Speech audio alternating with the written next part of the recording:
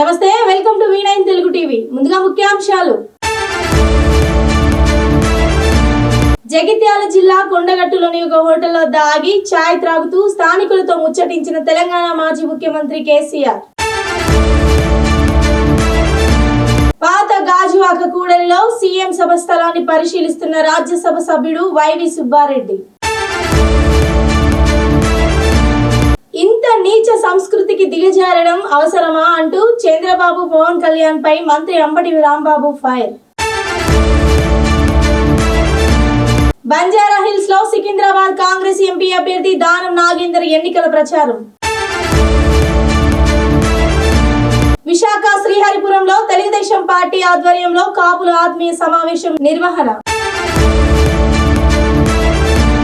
ఇక వివరాలకు వెళ్తే, పార్లమెంట్ ఎన్నికల సందర్భంగా జగిత్యాల దిశగా కొనసాగనున్న కేసీఆర్ బస్సు యాత్రలో జగిత్యాల జిల్లా కొండగట్టులోని ఒక హోటల్ వద్ద ఆగి చాయ్ త్రాగుతూ స్థానికులతో ముచ్చటించారు తెలంగాణ మాజీ ముఖ్యమంత్రి కేసీఆర్. తన వెంట కరీంనగర్ ఎమ్మెల్యే గంగుల కమలాకర్, హుజూరాబాద్ ఎమ్మెల్యే పాడి కౌశిక్ రెడ్డి, మాజీ పార్లమెంట్ సభ్యులు బోయినపల్లి వినోద్ కుమార్, చొప్పదండి మాజీ ఎమ్మెల్యే సుంకే తదితరులు ఉన్నారు.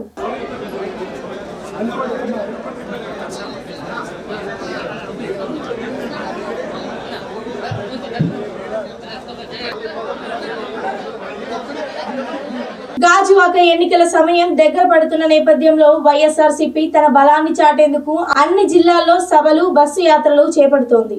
దీనిలో భాగంగా 7వ తేదీ మంగళవారం సాయంత్రం 4 గంటలకు పాత గాజువాక కూడలిలో జరిగే సీఎం సభకు ఏర్పాట్లు చేయనున్నారు. ఈ మేరకు రాజ్యసభ సభ్యుడు వైవి సుబ్బారెడ్డి, మంత్రి గుడివాడ అమర్నాథ్, స్థానిక ఎమ్మెల్యే తిప్పల నాగిరెడ్డి తదితరులు సభా స్థలాన్ని పరిశీలించారు. వేదికలో పబ్లిక్ కూర్చునేలా పక్కా ఏర్పాట్లు చేస్తున్నట్లు తెలిపారు. వైసీపీ ప్రభుత్వం గత 5 ఏళ్లలో చేసిన సంక్షేమం, అభివృద్ధియే ఈ ఎన్నికల్లో వైసీపీ విజయానికి దోహదపడుతుంది అని అన్నారు. ప్రతిపక్షాలు ఎన్ని ఆరోపణలు చేసినా ప్రజలు మాత్రం వైసీపీ వైపే ఉన్నారని స్పష్టం చేశారు. సీఎం జగన్ సభకు భారీ ఎత్తున జన సమీకరణ చేస్తున్నట్లు తెలిపారు. అందరికీ నమస్కారం. ఎన్నికల ప్రచార కార్యక్రమంలో భాగంగా గౌరవ ముఖ్యమంత్రి జగన్మోహన్ రెడ్డి గారు రేపు విశాఖ పార్లమెంట్ నియోజకవర్గంలో గాజువాకలో ఎన్నికల కార్యక్రమంలో పాల్గొనబోతున్నారు.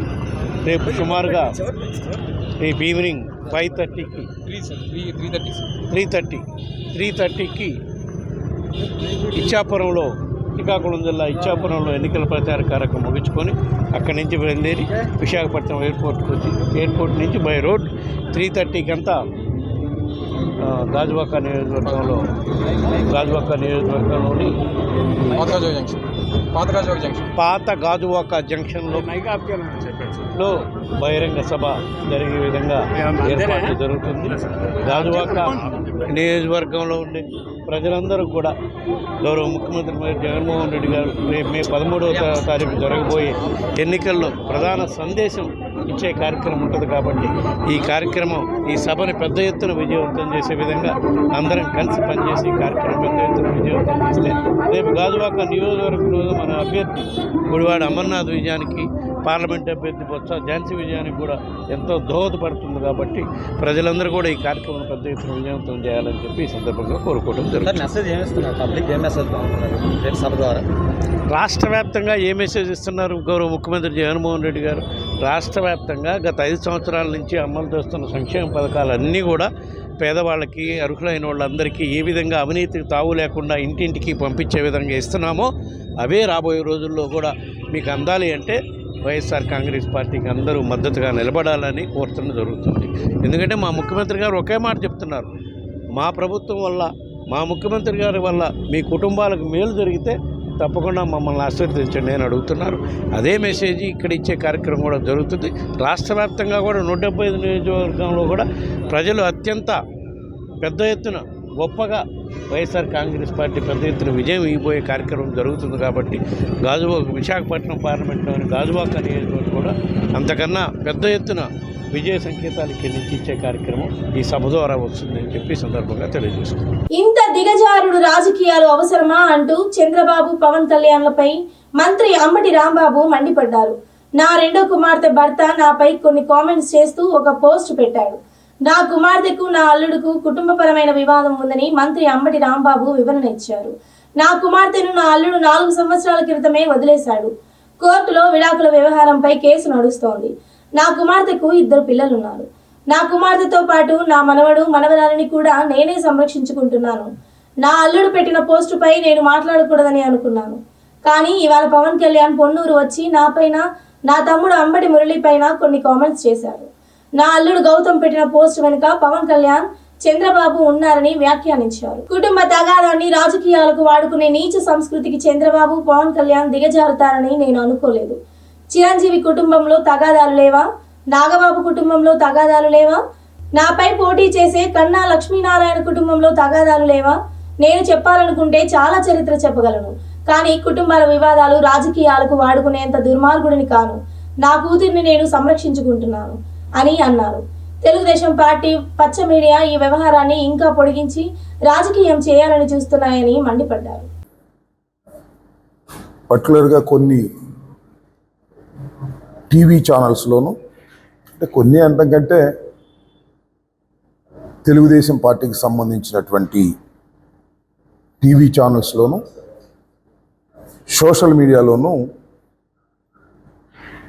మా అల్లుడు, నా 2వ అల్లుడు గుండబోలు గౌతమ్, డాక్టర్ గుండబోలు గౌతమ్ నా మీద చేసినటువంటి వ్యాఖ్యలు వైరల్ అయ్యాయి. కొన్ని టీవీలు ప్రసారం కూడా చేశాయి. వాస్తవంగా అవి చూసిన తర్వాత నేను మాట్లాడాలని అనుకోలేదు. నన్ను చాలా టీవీ ఛానల్స్ ఫోన్ చేసి మీ మీద ఇలా సోషల్ మీడియాలోనూ కొన్ని టీవీల్లోనూ మీ అల్లుడుగా చెప్పబడుతున్న ఒక వ్యక్తి మీ మీద కొన్ని వ్యాఖ్యలు చేశారు, మీరేమన్నా కామెంట్ చేస్తారా, ఆయన మీ అల్లుడేనా అని అడిగారు. ఎస్, మా అల్లుడేను అని చెప్పాను. నేనేమి కామెంట్ చేయదలుచుకోలేదు, ఇది నా ఫ్యామిలీ ఇష్యూ అని నేను సున్నితంగా తప్పుకునే ప్రయత్నం చేశాను. అయితే ఈరోజు మధ్యాహ్నం అనుకుంటాను, జనసేన అధ్యక్షులు పవన్ కళ్యాణ్ గారు పొన్నూరు, నా తమ్ముడు అంబటి మురళి కృష్ణ పోటీ చేస్తున్నటువంటి నియోజకవర్గంలో ఎన్నికల ప్రచారానికి తెలుగుదేశం తరపున వచ్చి మా అల్లుడి విషయాన్ని కూడా కామెంట్ చేశాడు. రాంబాబు గారు అల్లుడు కూడా, రాంబాబు గారు దుర్మార్గుడు, ఓటు వేయొద్దని అంటున్నాడు అనేటువంటి మాట, ఇంకా ఏయో పిచ్చి పిచ్చిగా కొన్ని మాటలు మాట్లాడారు. అవి నేను చూశాను. జనం కూడా పెద్దగా లేరు. అది మాట్లాడిన తర్వాత దీన్ని ఇలా వదిలేయడానికి వీలు లేదు. నేను కూడా మీడియా ముందుకు వచ్చి జరిగిన విషయాలను చెప్పాలి అనేటువంటి ఉద్దేశంతో మీ అందరికీ ఈ మీడియా సమావేశంలో అందుబాటులోకి రావడం జరిగిందని మనవి చేస్తున్నాను. Purely it is a family issue. It is a dispute also. నాకు 3 కుమార్తెలు ఉన్నారు. నా 2వ కుమార్తె అంబటి మనోజ్ఞ డాక్టర్, MBBS పూర్తి చేసుకుంది. గుండబోలు గౌతమ్కి ఇచ్చి వివాహం చేశాం. వారికి 2 పిల్లలు, ఒక బాబు, ఒక పాప. ఆ పెళ్ళికి చాలామంది మన నియోజకవర్గ ప్రజలు కూడా వచ్చారు. పవన్ కళ్యాణ్ గారు కూడా వచ్చి ఆశీర్వదించాడు. తర్వాత కాలానుగుణంగా ఫ్యామిలీలో డిస్ప్యూట్ రావడం జరిగింది. నా కూతురికి, నా అల్లుడికి సుమారుగా 3-4 సంవత్సరాల నుంచి నా కూతురు, నా మనవరాలు, మనవడు నా సమక్షంలోనే ఉన్నారు, నా పర్యవేక్షణలోనే ఉన్నారు. నేనే వారిని ఆర్థికంగా ఆదుకుంటున్నాను. నా 2వ అల్లుడు గుండబోలు గౌతమ్ ఏ విధమైనటువంటి సహాయం చేయకోకుండా వదిలేశాడు. ఇద్దరికి డిస్ప్యూట్ ఉంది. ఆ డిస్ప్యూట్ మీద నా అల్లుడు గుండబోలు గౌతమ్ కుకటపల్లి కోర్టులో డైవర్స్ కోసం అప్లై కూడా చేసుకున్నాడు. దానికి నా కూతురు అటెండ్ అవుతుంది. కౌంటర్ పడేశాం. అది ఇంకా ఒక కంక్లూజన్కు రాలేదు. This is purely a family dispute. నా కూతురికి, నా అల్లుడికి మధ్యన ఉన్నటువంటి ఫ్యామిలీ డిస్ప్యూట్. దీన్ని చాలా కీలకమైన సమయంలో, ఎన్నికల సమయంలో 13వ తారీఖున పోలింగ్ జరుగుతున్నటువంటి సందర్భాన్ని పురస్కరించుకొని, ఇవాళ 5వ తారీఖు అనుకుంటున్నాను, 5వ తారీఖే కదా, 5వ తారీఖున నా అల్లుడు ఒక వీడియో రిలీజ్ చేశాడు. నేను ఒక పెద్ద దుర్మార్గుండని, దుష్టుడని, నాకు ఓటు వేయొద్దని. సరే, అతను చేశాడు. That is a different matter. దాని గురించి నేను పెద్ద మాట్లాడదలుచుకోలేదు. ఎందుకంటే నలుడేం రాజకీయ నాయకుడు కాదు, ఈజ్ అ డాక్టర్. నా కూతురు ఏమి రాజకీయ నాయకురాలు కాదు, she is also a doctor. తర్వాత నేను ఎందుకు మాట్లాడాలని అనుకుంటున్నానంటే, పవన్ కళ్యాణ్ గారు పొన్నూరులో ఇదే సంభాషణ మాట్లాడారు. అంతకు ముందు కూడా నా అల్లుడు పలు సందర్భాల్లో గుండబోలు గౌతమ్ నా కూతురు కబురు చేశాడు, నేను పవన్ కళ్యాణ్ గారిని కలుస్తాను, చంద్రబాబు గారిని కలుస్తాను అని బెదిరించి డైవర్స్ కావాలనేది ఆయన కోరుకున్నాడు. డైవర్స్ ఇవ్వడానికి కూడా నా కూతురికి ఏం అభ్యంతరం లేదు. కానీ నా కూతురికి ఒక కూతురు, ఒక మనవడు ఉన్నాడు. వారి భవిష్యత్తు ఏమిటో తేలాలి కదా. దానికోసం మేము డైవర్స్ గురించి కోర్టులో ఫైట్ చేస్తున్నాం. ఆయన ఫైట్ చేస్తున్నాడు, మేము ఫైట్ చేస్తున్నాం. This is the dispute.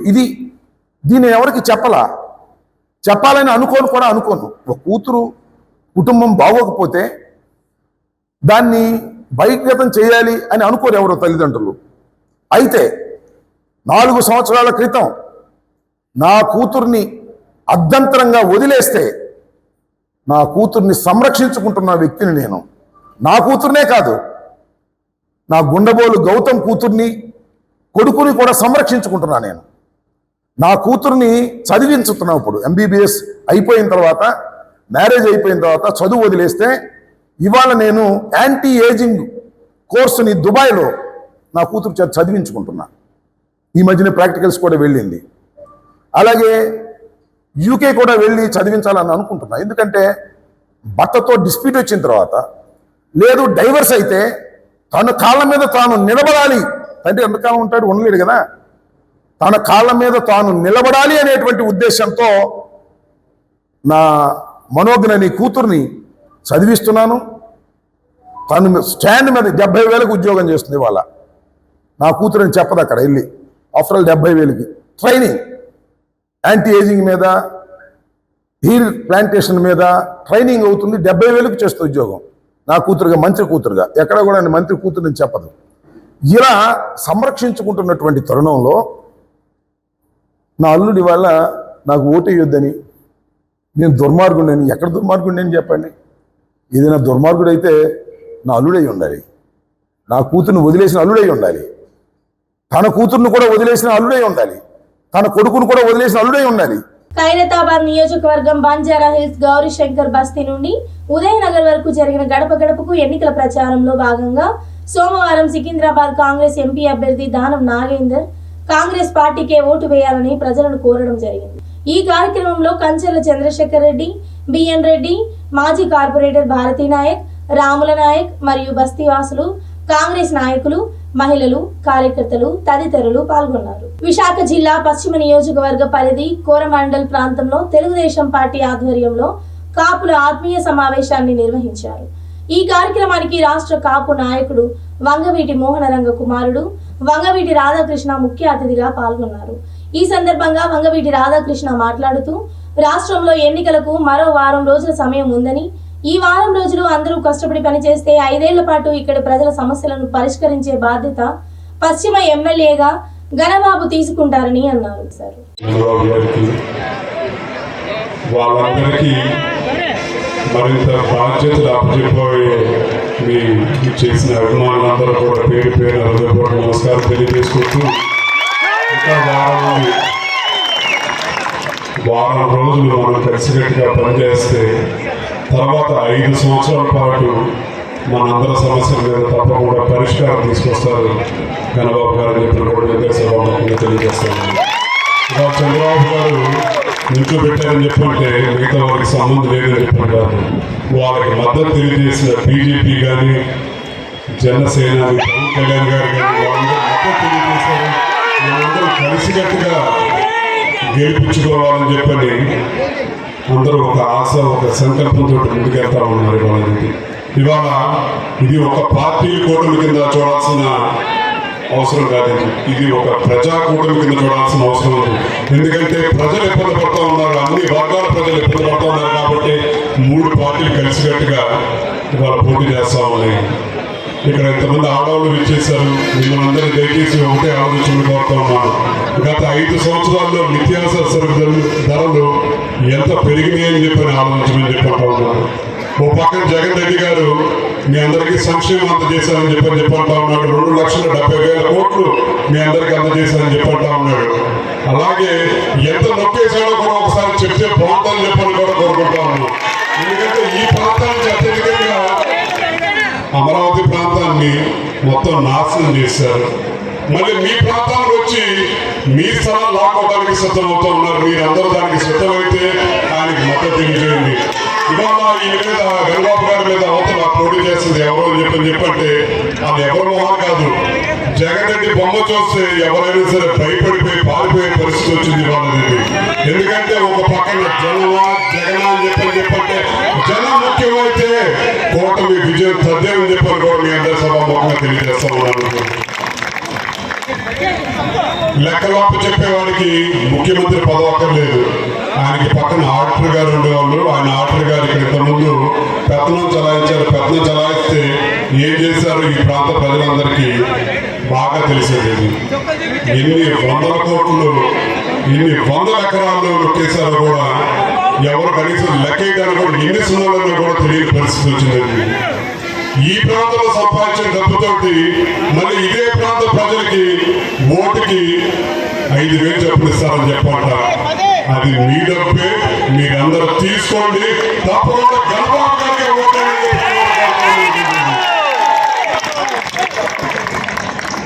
ఇవాళ ఈ ప్రాంతానికి వచ్చామని చెప్పంటే, పిలవగానే వచ్చామని చెప్పంటే మా ప్రాంతం మొత్తం అన్న కుప్పకూలిపోయినట్టు మీ ప్రాంతం కూడా అవ్వకూడదు. మీరందరూ కలిసికట్టుగా ఉండాలి. పార్టీ ఏదైనా సరే, కులాలు ఏదైనా సరే, మతాలు ఏదైనా సరే మన అభ్యర్థిని గెలిపించుకోవాలని చెప్పి ఒక ఆశ, ఒక సంకల్పం, మీ మీద నమ్మకంతో వచ్చాం. వికారాబాద్ జిల్లా పార్లమెంట్ ఎన్నికల సందర్భంగా చేవెళ్లలో బీఆర్ఎస్ పార్టీకి భారీ షాక్ తగిలింది.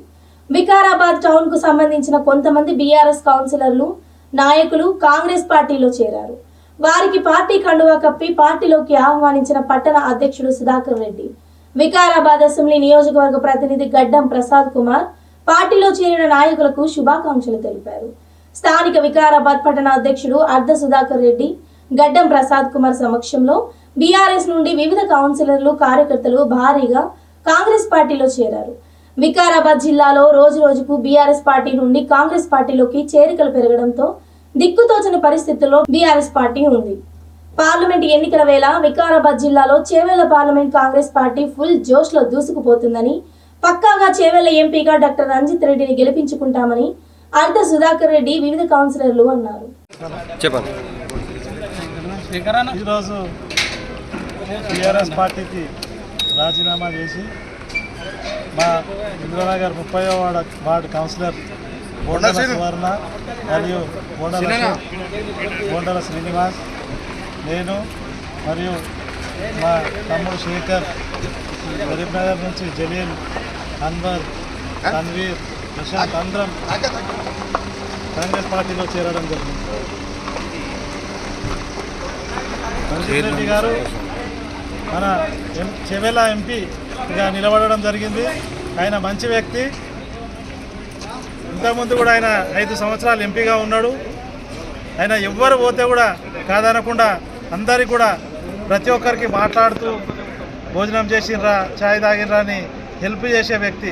అటువంటి వ్యక్తిని మనము ఇప్పుడు కాంగ్రెస్ పార్టీ నుంచి నిలబడినందుకు ఆయనను అత్యధిక మెజారిటీతోటి మన చేవెళ్ల ఎంపీగా గెలిపించుకున్నట్టయితే ఇక ముందు కూడా డబ్బులు చాలామంది దగ్గర ఉంటాయి, కానీ ఖర్చు పెట్టే మనసు కూడా ఉండాలి. ఆయన చాలా అంటే మంచి గుణం ఉన్న వ్యక్తి. అదేవిధంగా మన ప్రసాద్ అన్న కూడా మేము ఇంతకుముందు కాంగ్రెస్లోనే పనిచేసినాం, 2 సార్లు ఆయన వెంబడే ఉన్నాం. అనివార్య కారణాల వల్ల బీఆర్ఎస్ పార్టీలో చేరడం జరిగింది.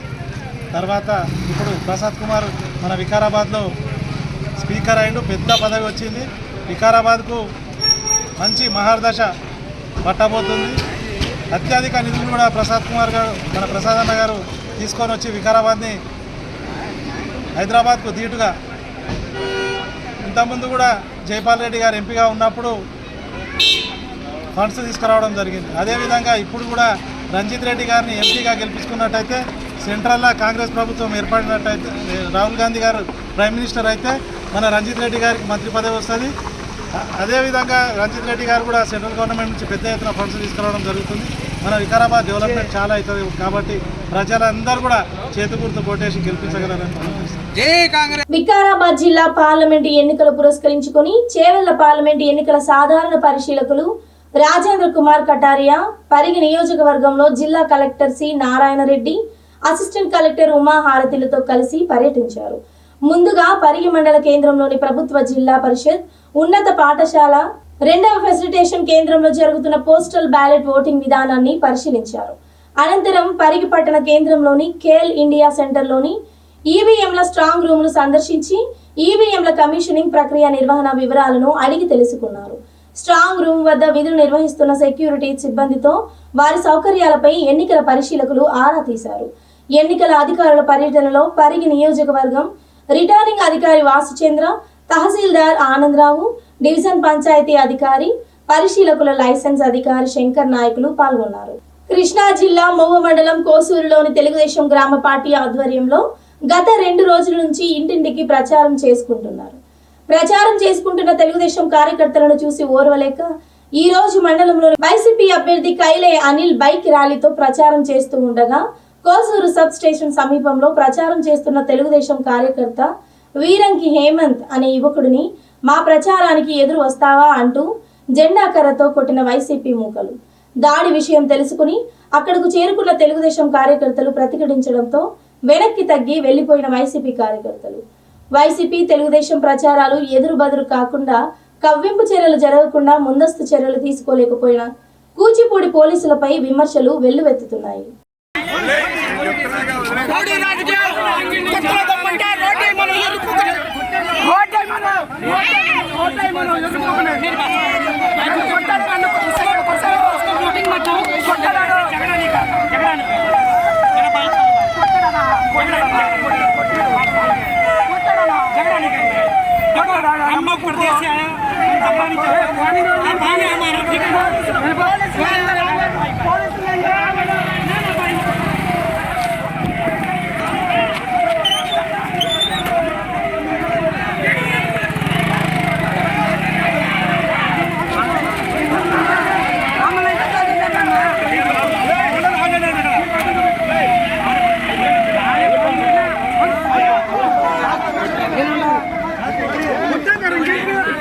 ఇవి ఇవాళ బులెటిన్ అప్డేట్స్. నెక్స్ట్ బులెటిన్ లో మళ్ళీ కలుద్దాం. Until then keep watching V9 Telugu TV.